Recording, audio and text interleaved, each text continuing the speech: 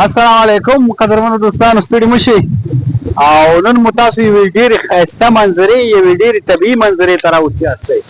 کوم غر چې تاسو ته ښکاري او دنه چې کوم دا د باراني شانته اوبه راځي دا د چینې اوبه دي او طبیعي اوبه دي او د منظرو اوبه دي، ډېرې ښایسته اوبه دي او ډېر ښایسته یخ شمال کې په دغه ځای کې چې موږ ولاړ یو نو دا طبیعي منظرې دي او په افغانستان کې امن دی.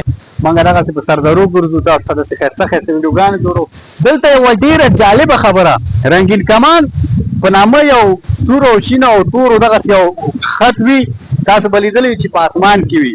د هغه په باره کې مختلف نظرونه خلکو سره موجود دي. رنګین کمان هم په دې ځای کې شته دی، په دا شین خط کې به تاسو ته ښکاري دغلته دا د اوبو په منځ کې تېر شوی.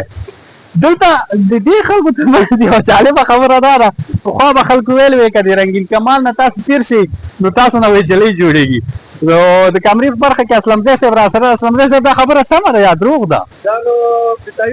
دا تاسو اورېدلې وه که نه؟ زه به دې نه تېر شم، دغه رنګین کمان ښکاري تاسو ته؟ رنګین کمان ښکاري؟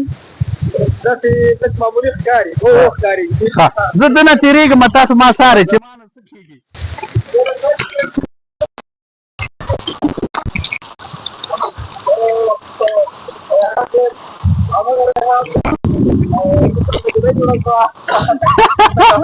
سلامونه دوستانو، رنګین کمان هسې یوه ښکلا ده، یوه طبیعي ښکلا ده چې په بارانونو کې په وریځو کې په دغسې حالاتو کې رامنځته کېږي او هغه کومه مفکوره چې په خلکو کې موجوده وه که یو سړی له رنګین کمان نه تېر شي نو ده باندې دغسې کېږي هغسې کېږي، هغه هېڅ هم نشته. تاسو ولیده زه اوس تېر شم بېرته راغلم.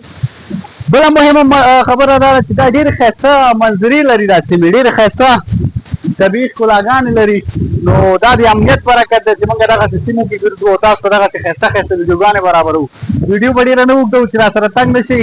انشاءالله نورو بعدي خپرونو کې در سره یو. السلام علیکم.